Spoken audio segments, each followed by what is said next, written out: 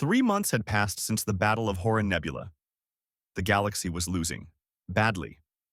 Commander Hyun watched from his flagship as another evacuation fleet struggled to escape a doomed world. The swarm ships appeared on the horizon, and panic spread through the refugee vessels. Some ships collided in their rush to flee. Others broke down from overloaded engines. Hyun's warships provided cover, firing every weapon they had, but it barely mattered anymore. The swarm now controlled 47 star systems. Billions of people were dead. The number was so large that it stopped meaning anything. Numbers on a screen. Reports filed and forgotten. Every day brought news of another world gone silent. At Unity Station, military analyst Jaiwan presented his calculations to the council. He was young for such an important position, but his mind was brilliant. The news he brought was not. At current rates of expansion, Jiwan said, pointing to the holographic map, the swarm will reach the core worlds in 6 months. Once they have enough mass, their growth becomes exponential. After that, we have maybe 3 more months before they become completely unstoppable. 9 months, Chancellor Suman repeated. 9 months until the end of everything. The Council had tried everything. The Technar species used biological weapons that killed organic matter. The swarm ate the weapons and grew stronger. The Vorlian Empire deployed nova bombs that could destroy stars. The swarm scattered before the blast and regrouped after. The Mistral Collective tried reality-bending technology that could tear holes in space. The swarm learned to avoid the distortions. Every weapon failed. Every strategy crumbled. The swarm adapted to everything. The peaceful Moran species tried to negotiate. They sent ambassadors with messages of peace, offering to share their worlds if the swarm would spare some of their people. The swarm consumed the ambassadors and their entire species in 72 hours. 8 billion Morans gone. An entire culture, thousands of years of art and music and history, erased. The refugee crisis grew worse every day. Trillions of people fled toward the galactic center, crowding into stations and colonies never meant to hold so many. Resources ran low. Fights broke out over food and water. Some species blamed others for the disaster, claiming they had awakened the swarm with their experiments or expansions. Chancellor Suman tried to maintain order, but even her authority was fading. Someone tried to assassinate her, claiming she was too weak to lead. The assassin failed, but the message was clear. The galaxy was tearing itself apart from the inside while the swarm consumed it from the outside. In a small laboratory on Unity Station, Lieutenant Nari made a discovery. She had been studying swarm tissue samples day and night, barely sleeping, barely eating. Her sister, Captain Nari of the Horizon, sent her new samples whenever possible, even though each collection mission risked the ship and crew. "I found it," Lieutenant Nari said, bursting into Commander Hyun's office. "I know how they adapt so fast." She showed him the scans. The swarm creatures shared one mind across the entire species. They communicated through quantum entanglement, sharing information instantly across light years. When one swarm creature encountered a weapon, every swarm creature in the galaxy knew about it within seconds. They evolved together, as one. "That's how they adapt so quickly," Nari explained. "They're not individual creatures learning. They're one vast intelligence, learning from millions of encounters simultaneously." "Can we disrupt their communication?" Hyun asked. "I don't know, maybe. But our technology is all based on energy frequencies and quantum fields, the same systems they're learning to counter." As the situation grew desperate, the council convened again. Engineer Yuna stood before them with a proposal that made half the chamber gasp. "We should contact humanity," she said. The chamber erupted. Humanity was forbidden. 200 years ago, the Galactic Council had made first contact with humans. The meeting had not gone well. Humanity had wanted to join the Council as equals. The Council had offered them membership as a junior species, required to follow rules made by their betters. Humanity had refused. Words were exchanged. Threats were made. The Council had declared human space off-limits, a forbidden zone that no ship could enter. "Absolutely not," Ambassador Day said. "Humans are dangerous, aggressive, unpredictable." They're also survivors, Yuna countered. Every species in this chamber evolved on peaceful worlds. We developed in harmony with nature. Humans came from a death world. Everything on their planet tried to kill them, and they not only survived, they conquered their entire world. They fought wars we can't even imagine. Maybe they know something we don't. The vote was called. 38 species voted against contact. 9 voted in favor. The measure failed. But Ambassador Day was a practical man beneath his pride. That night, he met with Engineer Yuna in secret. If you were to steal a fast ship and accidentally fly into human territory, he said carefully, I would of course report the theft. But these are chaotic times. It might take several weeks before anyone could pursue you. Yuna understood.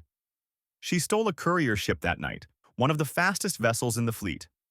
Chancellor Suman discovered the theft and put out a warrant for Yuna's arrest. But the warrant moved slowly through official channels, delayed by bureaucratic procedures. By the time it reached the border patrols, Yuna was already gone. Meanwhile, the swarm continued to advance. They had begun showing disturbing signs of intelligence beyond simple adaptation. They set ambushes, luring defense fleets into traps. They attacked multiple targets simultaneously, forcing the galaxy to split their forces. They were learning strategy. One captured swarm creature managed to access a communication system. It broadcast a message across all frequencies. Feed, grow, consume. This galaxy is ours. The message terrified everyone who heard it. The swarm wasn't just an animal acting on instinct. It was thinking, planning, and it saw the galaxy as nothing more than food. Commander Hyun prepared for the final defensive line. The Bastion Line, they called it. 1,000 worlds formed a ring around the galactic core. Every ship, every weapon, every soldier would make their stand there. Military leaders gave it 3 months at most. Hyun looked at the reports and knew they were being optimistic. The swarm would break through in half that time. And then there would be nowhere left to run. Captain Nari brought the Horizon back from another scouting mission. Half her crew was dead. The ship was damaged beyond full repair. But she had data. The swarm was building something massive in the ruins of the Miran homeworld. Something huge. Jiwon analyzed the data and went pale. It's a constructor ship, he said. They're building a vessel the size of a moon. Once it's complete, they'll be able to consume entire worlds in days instead of weeks. How long until it's finished? Suman asked. 2 months, maybe less. The galaxy held its breath. Every species prepared for the end in their own way. Some prayed to their gods. Others spent their final days with family. A few continued to fight, not because they believed they could win, but because surrendering to extinction was unthinkable. And far beyond the Forbidden Zone, Engineer Yuna's stolen ship limped through space, damaged and dying. She broadcast a message toward human territory, repeating it over and over. A simple message. Please help us, we're dying. For 3 weeks, there was only silence. Engineer Yuna's ship was dying. The engines sputtered and failed. Life support was down to emergency levels. She had been drifting in the Forbidden Zone for 3 weeks, broadcasting her distress signal on repeat. Her food had run out 2 days ago. Water would last another day, maybe 2. She was ready to accept death when her console beeped. An incoming message. Her hands shook as she opened it. Unknown vessel. This is New Busan Traffic Control. You are in human territory. State your purpose. Yuna started crying. She couldn't help it. My name is Yuna. I'm from the Galactic Council. We need help. Please. We're being destroyed. There was a long pause. Then a different voice came through, deeper and more authoritative.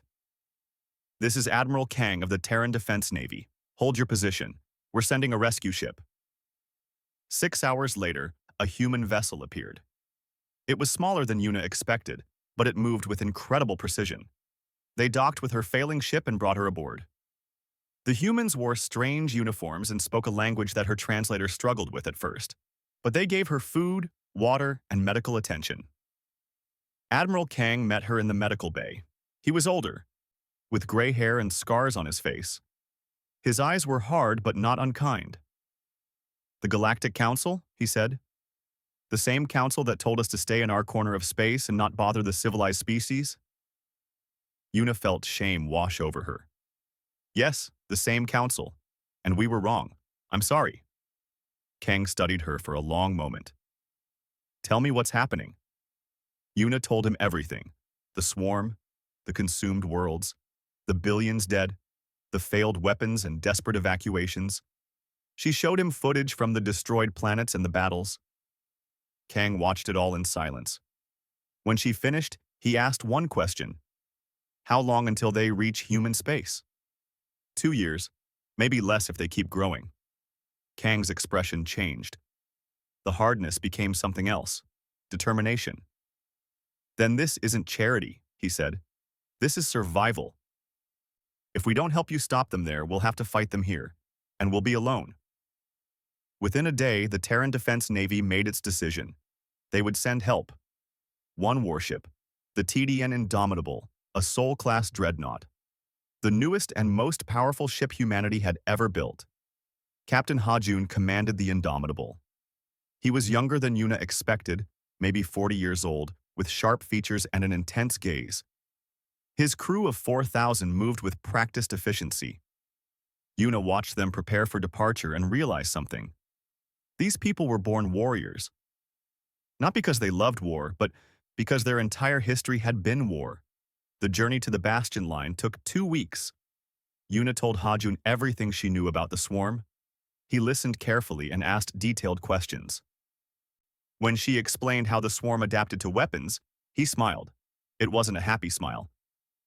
Interesting, was all he said. They arrived at the Bastion line to find chaos. The swarm had launched their final assault. Thousands of organic ships swarmed the defensive positions. Galactic warships retreated in disorder. Escape pods filled space. The communication channels were full of screams and desperate calls for help. The Indomitable entered the battle without requesting permission. It was larger than any Galactic Council ship, dark and angular where their vessels were smooth and elegant.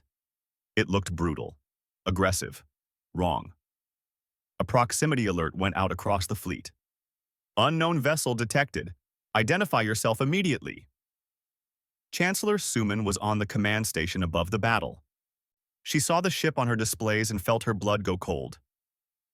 That design, she whispered, that's human. On the bridge of his damaged flagship, Commander Hyun saw it too. The humans are here, he said, not quite believing it. They actually came. Ambassador Day was on the station next to Suman. His warrior instincts recognized the Indomitable for what it was. A ship built for one purpose. War. Look at it, he said with something like respect. They didn't build a ship. They built a weapon. The Indomitable didn't slow down. It charged directly into the swarm formation. Its weapons opened fire, and the galaxy saw something it had never witnessed before. Railguns mounted along the hull fired solid tungsten rounds at incredible speeds. The projectiles tore through swarm ships like paper. Nuclear-pumped laser batteries burned through armor with focused energy. Missile pods opened and launched hundreds of projectiles, simple rockets with explosive warheads. The weapons were primitive by galactic standards. Crude. Some were based on technology thousands of years old. But they worked. The swarm ships tried to adapt, but they couldn't adapt fast enough. The kinetic rounds hit with such force that adaptation didn't matter. The nuclear weapons created such massive explosions that the swarm creatures simply ceased to exist. How? Lieutenant Nari watched from a nearby science vessel. How are their weapons working? Her sister, Captain Nari, was monitoring the Indomitable from the horizon.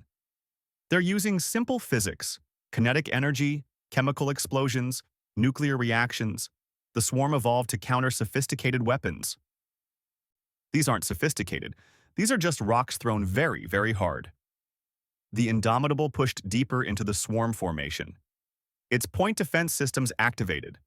Rotary cannons, firing solid bullets at thousands of rounds per minute, shredded smaller swarm creatures trying to board the ship. The sight was brutal and beautiful. A swarm ship tried to ram the Indomitable. The human vessel didn't dodge.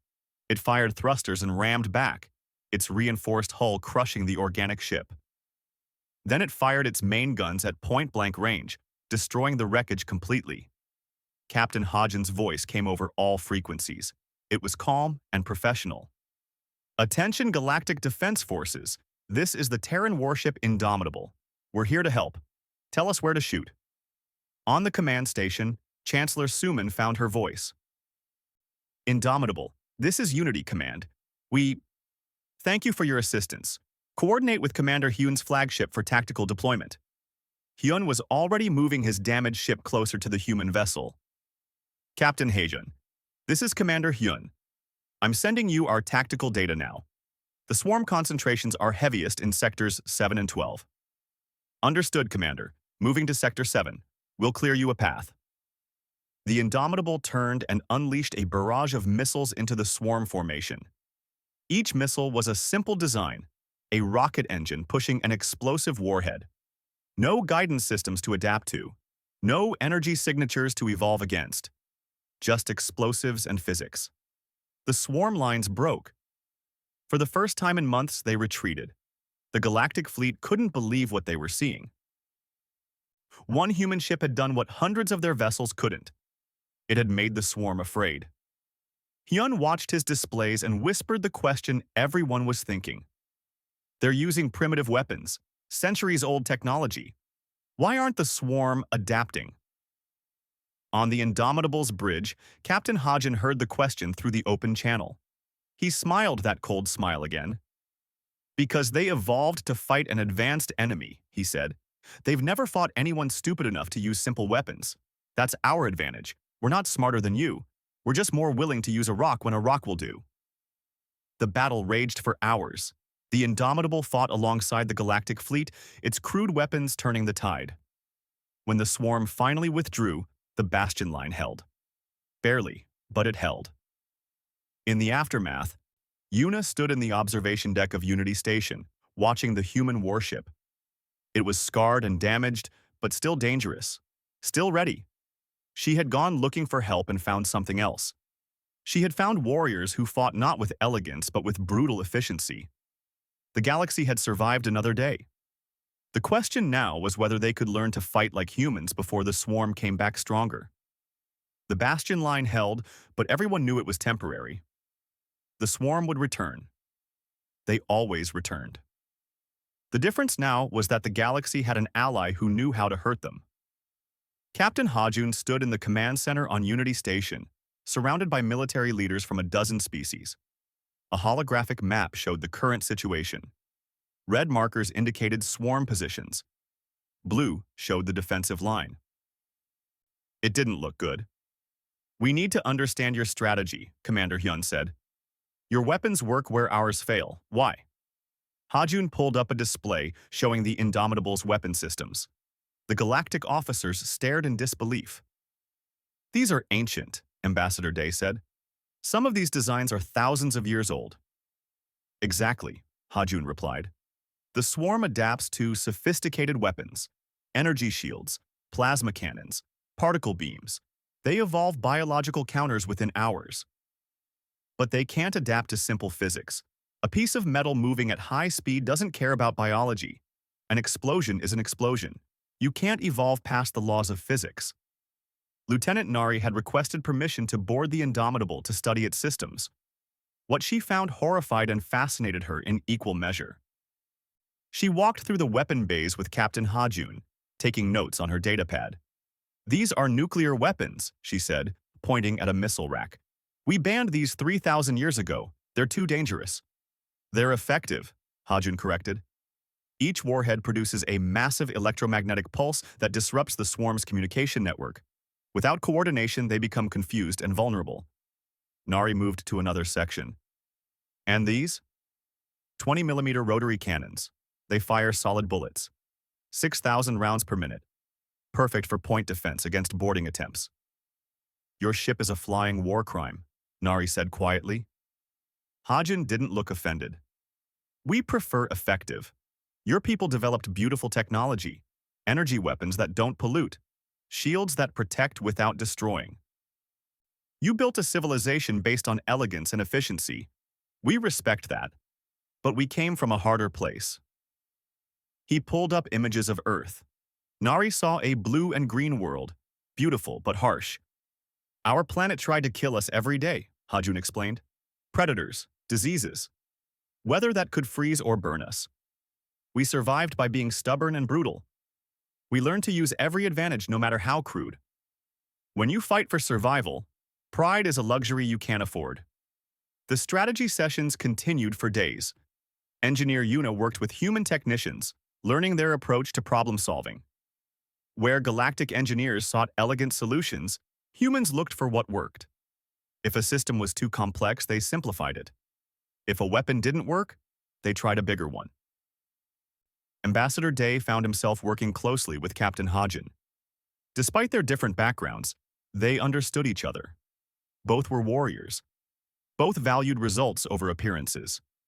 Your people were right to fear us, Hajun said during a private conversation. Humans are dangerous.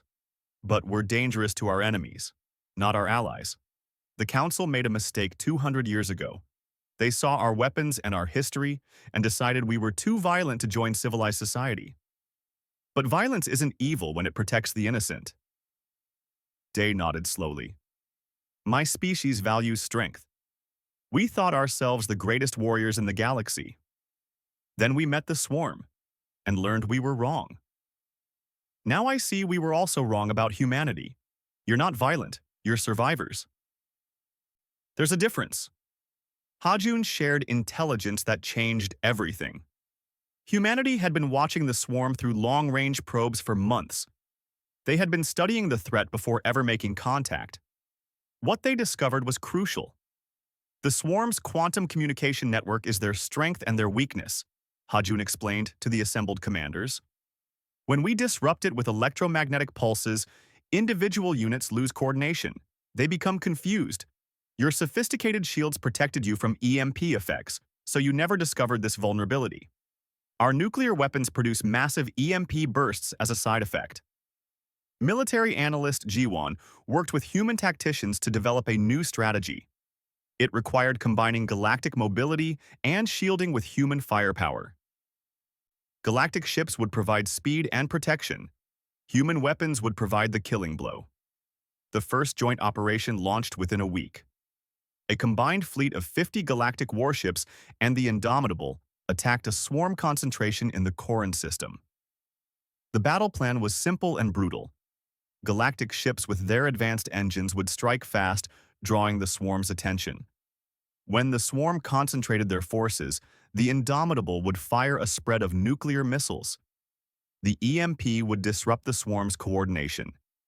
Then, the combined fleet would destroy the confused enemies with concentrated fire. It worked perfectly. The swarm lost 300 ships in 4 hours. For the first time since the war began, the galaxy had inflicted more casualties than they received. Commander Hyun stood on his repaired flagship's bridge, watching the results. We're winning, he said, barely believing it. We're surviving, Hajun corrected over the communication channel. Winning comes later. The counteroffensive began. Using human doctrine, the combined fleet reclaimed system after system. The swarm tried to adapt, but the strategy kept changing. Sometimes the humans used kinetic weapons, sometimes explosives. Sometimes they simply rammed swarm ships with armored hulls. Captain Nari's science vessel, the Horizon, worked alongside human ships to study swarm behavior. They discovered patterns in how the swarm reacted to different threats. This information helped predict their movements and set up ambushes, but the swarm was learning too. After 6 weeks of defeats, they changed their tactics. They began using swarm tactics in truth, sending thousands of small ships instead of large vessels. They thickened their armor against kinetic rounds. They started avoiding EMP bursts. They're adapting to our adaptations, Yuna reported grimly. We're running out of time. Lieutenant Nari made the crucial discovery. She had been analyzing swarm communication patterns when she found something. A signal different from the rest, stronger, more complex. There's a central node, she explained to the command staff. One massive bioship coordinating the entire swarm across the galaxy. If we destroy it, the swarm fragments into mindless individual creatures. Where is it? Hyun demanded. Nari pulled up the coordinates. Everyone in the room went silent. The node was at Taurus 9, where this all began. The swarm had turned the first world they consumed into their command center. How do we kill it? Ambassador Day asked. Hajun studied the data. It's protected by at least 60% of the total swarm fleet. We'd need everything we have, and it might not be enough. Then we get more, said a new voice.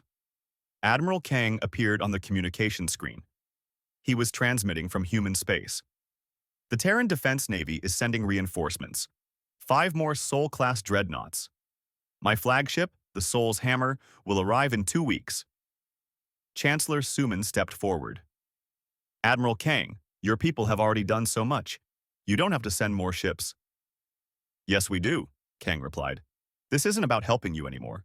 The swarm knows we exist now. They know where Earth is. If we don't kill them here, they'll come for us next. This is our fight too. The combined fleet prepared for the final battle.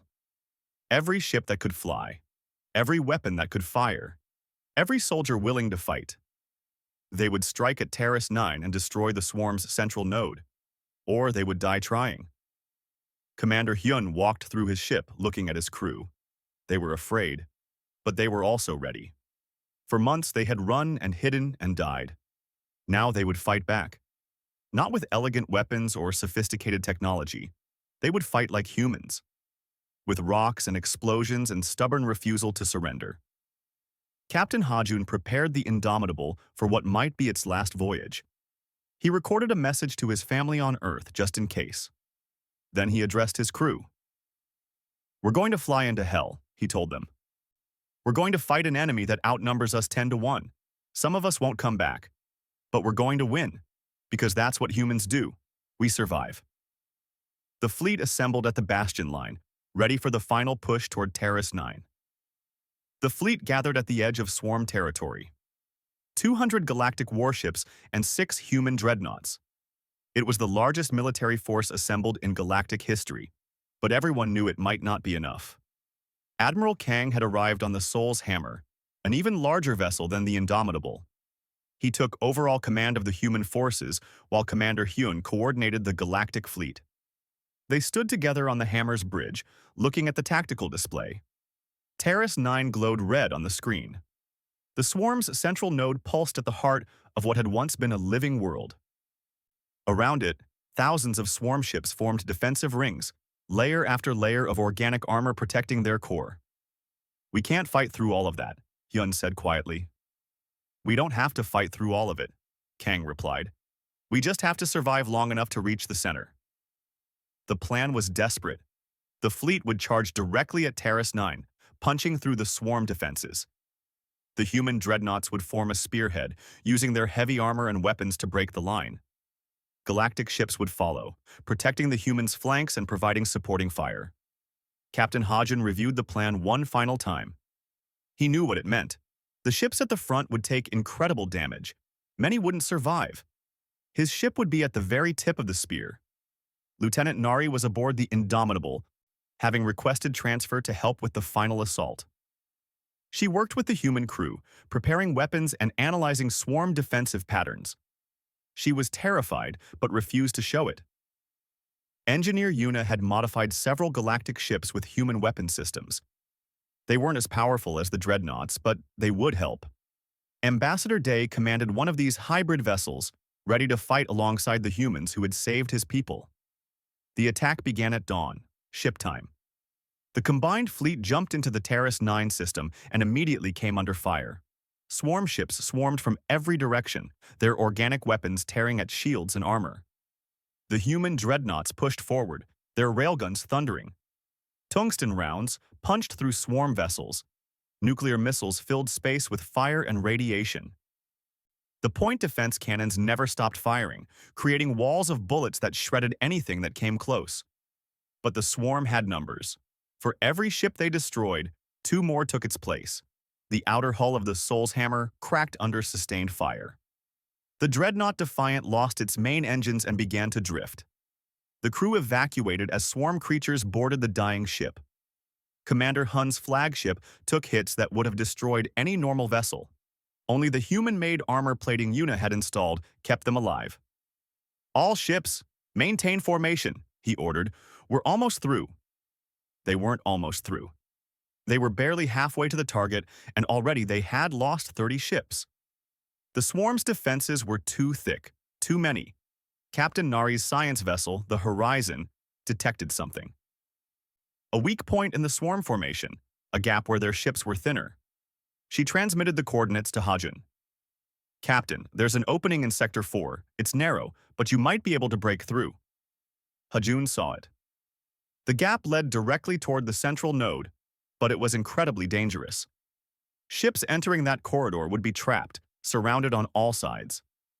"All dreadnoughts, follow the Indomitable through Sector 4. Everyone else, keep the swarm busy out here." "Captain, that's suicide," Lieutenant Nari said. "Probably," Hajun agreed, "but it's our best chance." The 6 human dreadnoughts turned as one and charged into the gap. Swarm ships closed in from all sides, firing and ramming and trying to board. The corridor became a nightmare of explosions and debris. The dreadnought Justice broke apart, its reactor going critical and taking dozens of swarm ships with it. The Vengeance lost all weapons but kept flying, using its hull as a battering ram to clear the path. The Soul's Hammer fired every weapon it had, creating a zone of destruction around the formation. And the Indomitable led them all, Hajun pushing the ship beyond its limits. The hull groaned under stress. Systems failed. Crew members died at their posts. But they kept moving forward. They broke through to the central node. It was massive, the size of a small moon, a grotesque organic structure pulsing with alien life. This was the swarm's brain, the intelligence coordinating billions of creatures across the galaxy. "All ships, concentrate fire on the node," Kang ordered. The remaining dreadnoughts unleashed everything they had: railguns, missiles, lasers. The node's organic armor absorbed the hits, regenerating almost as fast as they damaged it. "It's not working," Hyun reported from outside the corridor. "The node is too strong." Hajun looked at his tactical display. The Indomitable was dying. Hull breaches on 15 decks, main guns offline, life support failing. But the nuclear arsenal was still intact. He knew what he had to do. "All crew, this is Captain Hajun. Abandon ship immediately. Get to the escape pods." Lieutenant Nari stared at him. "Captain, what are you doing?"